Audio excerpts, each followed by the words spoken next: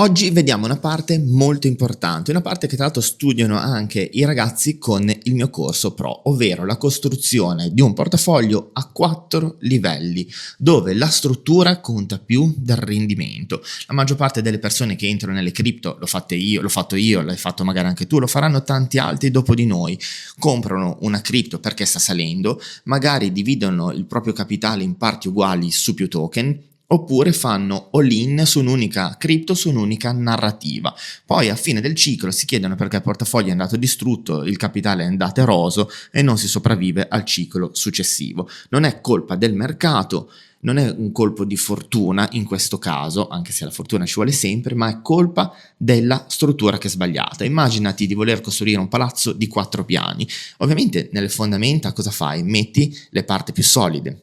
La maggior parte invece si sovraespongono e mettono la maggior parte del proprio capitale su un altcoin altamente speculativa o su un meme coin che sta salendo vertiginosamente. E poi dopo tutto il resto, ovviamente, la fondamenta è fragile e crolla alla fine di un ciclo. La parte delle fondamenta, ovviamente con i rischi annessi del sottostante, quello tenetelo sempre presente, 50-60% del capitale nella parte più solida del mercato, la parte strutturale, la decentralizzazione pura, la politica monetaria più chiara e innovativa, ovvero Bitcoin. Non perché Bitcoin non scende di prezzo, ma che ne soffre di meno. Quando Bitcoin scende del 20, 30, anche il 40%, gli altcoin scendono in leva. Quindi fanno magari, se Bitcoin fa un meno 20, le altcoin fanno un meno 30, meno 40, e più sale la speculazione, più queste scendono.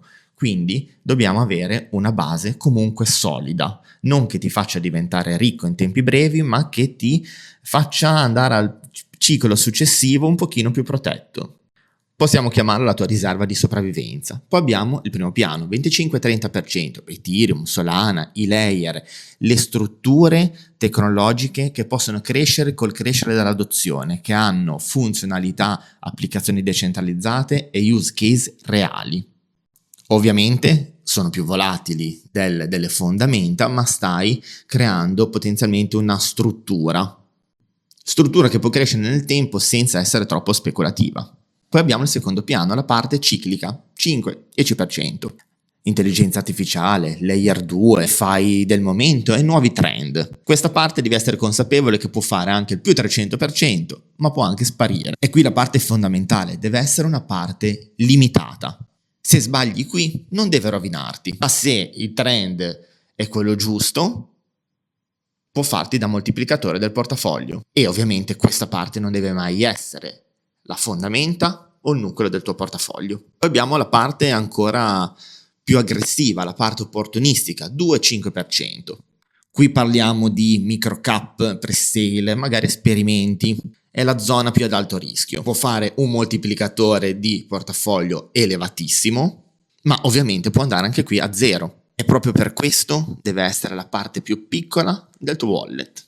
Psicologicamente ti permette di sperimentare, testare, cercare di capire, anticipare qualche nuova narrativa, un nuovo token, ma senza compromettere in modo grave la stabilità del tuo portafoglio totale. Se esplode bene, se fallisce non ti cambia la vita.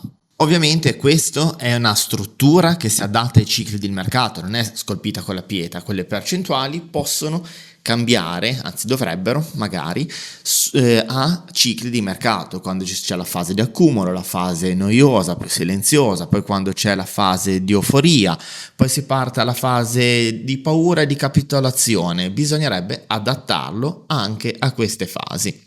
Ma questa è nata la storia. Comunque noi ci vediamo al prossimo video. Ciao!